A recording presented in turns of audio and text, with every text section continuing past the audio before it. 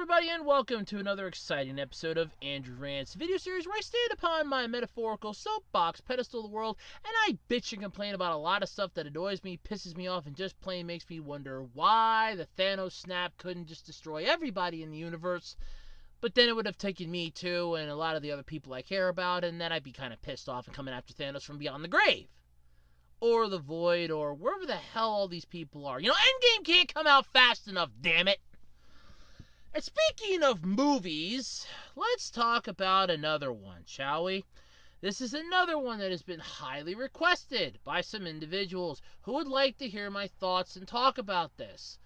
Keep in mind, this is the final one that I'm going to be discussing in regards to rant videos on reboots, remakes, and everything else, as they will become their own series later this year, aiming for summer on that, by the way, in the series Reboots, Remakes, and Retcons. That's right. So look forward to that, and make sure you hit the subscribe icon and the bell icon. Yeah, because you want to make sure you're up to date when that video series starts out and drops out on the channel, because you know it's going to be fun and entertaining. But anyway, today let's discuss Tomb Raider. No, not the video game, although that would probably be a little more fun. Okay, let me rephrase that. The video game sucked. Look, I played it for the computer. It wasn't the world's greatest. I played it for the PlayStation 2. I wanted to slam the disc into the holy wall of a room. It has issues. And I played the Anniversary Edition. Do you know how embarrassing it is when you're a gamer and you die on level 1? On level fucking 1? Robotech kicked my ass at level 1 for the Game Boy Advance. It took me 2.5 weeks to get past level 1 on that game. I'm not even joking. Level 1 whooped my ass. And you want to give me a game that's impossible to get past the first level without fucking dying? But that's fine. So, let's talk about the Tomb Raider films, shall we? Now, yes, there were the ones that starred Angelina Jolie. You know, back when she was the big thing on campus. Ah, yes. Back in the early 2000s, when nobody gave two craps about anybody else, and the world was somewhat of a better place. Not that it isn't a good place now, but you know where I'm going with this. Life was a little more calm back then. To a point, but still, you get my gist. You get my general idea of where I'm going here. Moving on. You had the Lara Croft Tomb Raider movies, and God, were they fun! You had Lara Croft Tomb Raider and the Cradle of Life one. Both of which honestly felt like a much-needed break from the mundane movies we were getting at the time. Hell, I remember dragging my mom to take me to go see The Master of Disguise with Dana Carvey. She can't stand Dana Carvey, and I wanted to see it so badly she actually took me and was miserable the whole time. Yet I think she enjoyed Tomb Raider pretty much more than I did. I mostly wanted to see it because I played the games. See? I brought the whole thing full circle. Yes. Well, anyway, back a few years ago into 2018, so about a year ago, God knows a year ago, a newer movie came out with a new actress to play the role of Lara Croft, and a new plot, a new story, a new everything. Yes, I know, it got rebooted and retconned at the same time. It's got rebooted, remade, and retconned. It got the trifecta of screwed. Yeah, I know. But, still, screw it, it wasn't that great. Look, when your budget is $50 to $105 million, and you bring in $275 million, not counting advertisement, marketing, and all the other stuff you gotta pay. Yes, Guido the janitor and the busboy and anything else you might have had at the craft service table, that costs a lot of money. I mean, a lot of money. That shit ain't cheap. He ain't working for peanuts. He ain't working for dimes and nickels. Hell no. He wants a decent-sized paycheck. He's got to feed those actors, make sure that they all have food when the director yells, "Cut! Y'all screwed up! I need 20 minutes. Somebody give me a Xanax and a freaking martini. I'm going to be in my goddamn trailer!" When that happens, you know that the craft service people are the ones that are bringing the food and making everybody all comfortable and calm. Oh, that person's overacting. Here, have a cheese ball. How do you feel? Oh, I feel good.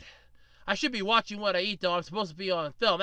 Don't worry about it. Just eat the cheese ball. You're going to be getting plenty of exercise in the upcoming scenes.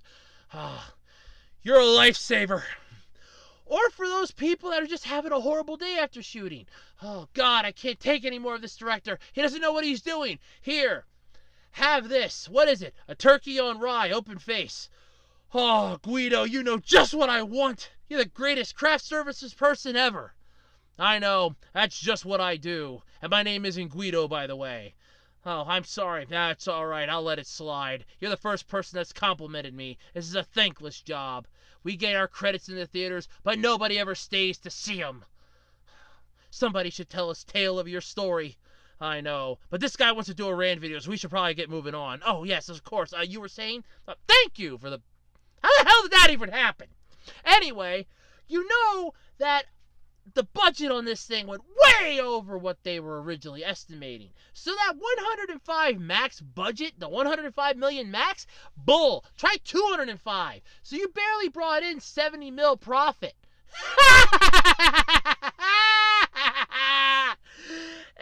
And I'm guessing that counts overseas too, because it got released in Berlin on March 2nd, the United Kingdom on the 14th, and the United States on the 16th. So my guess is it brought in that much totally? Which begs an even bigger question. Huh? Look, if it wouldn't have been for the overseas sales, World of Warcraft would have bombed big time. The Chinese and international sales, but actually in China, that thing went big in China. It tanked over here. I went bonkos to the wall over there. Buku bucks and gangster style over there. They were tripping over all the dollars they were making. No, here is a snooze fest. It sucked. That was one of the worst movies I think ever came out of the world. Who made that piece of crap anyway? Hold on, that's a good question. Let me pull that up. Although I think I already know the answer in my head, but let me check this. World of War.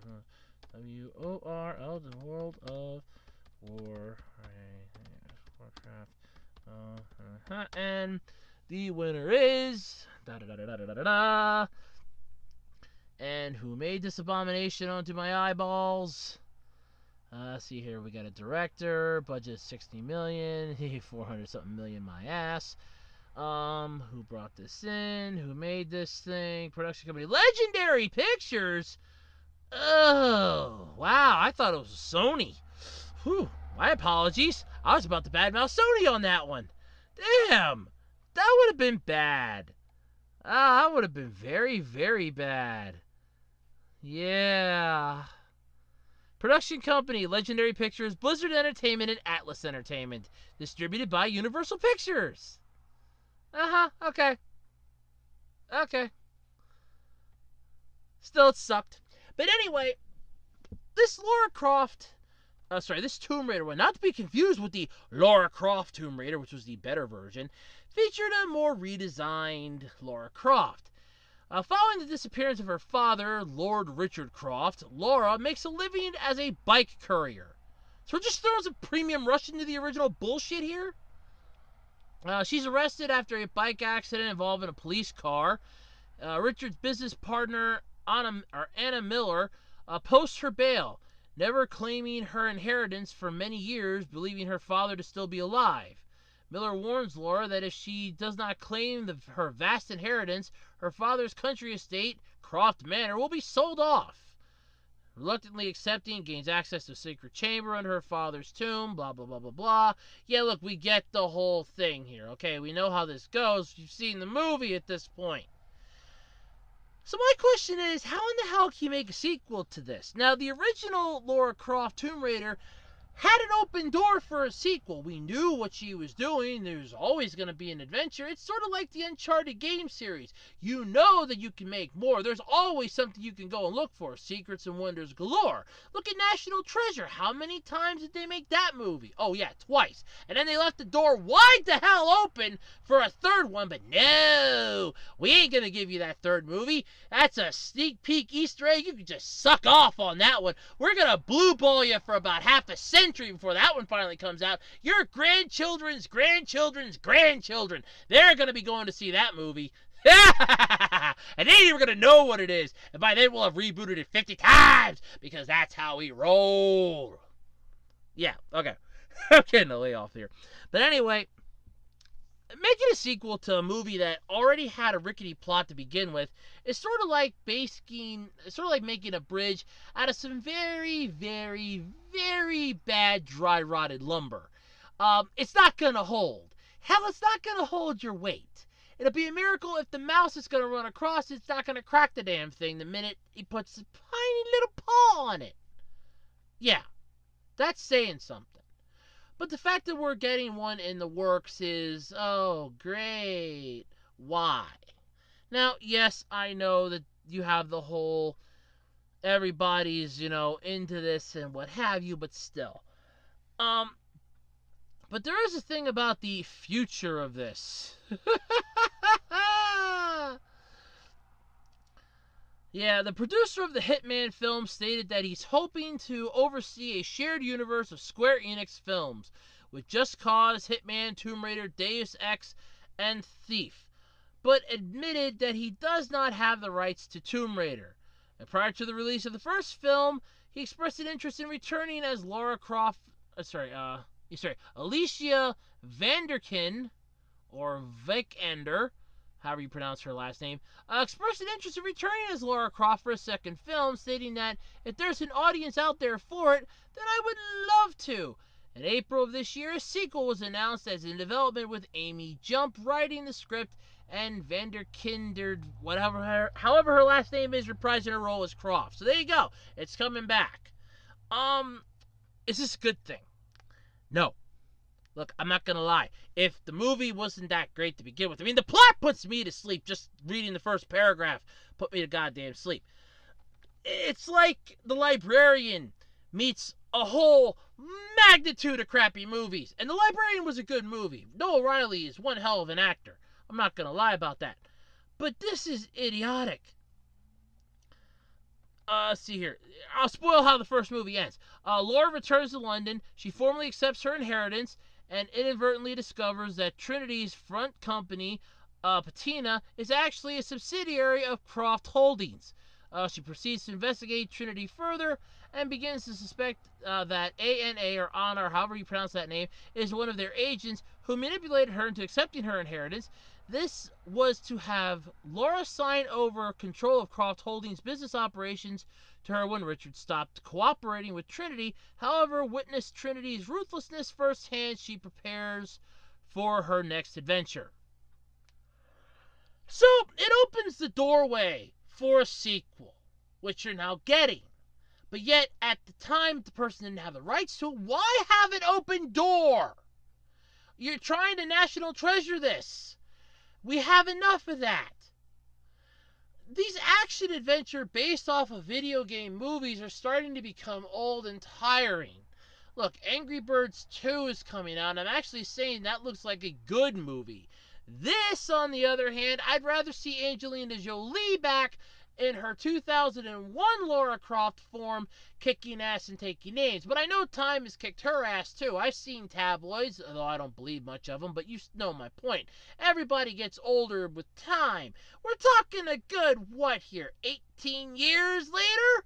Yeah, I know, time's whooping everybody's ass. Hell, I'm almost 30 and time kicks my ass sometimes. But still, do we need another Tomb Raider movie? No. Did I need another swift kick in my nutsack? Hell no. But we're getting one anyway. There's nothing we can do about it. It's going to come out. It's probably going to tank, and that'll be the end of it. So we won't have to worry about it anymore. But either way, it's coming out. There's nothing we can do about it. See? The world does happen to have some darkness in it that we just can't escape from. But anyway, let me know what you think in the comment section below. Are you looking forward to the upcoming Tomb Raider movie? Or do you think that the sequel is unwelcomed or unwanted? Let me know in the comment section below. And until next time, I'm Andrew Rhodes, and this has been Andrew Rants.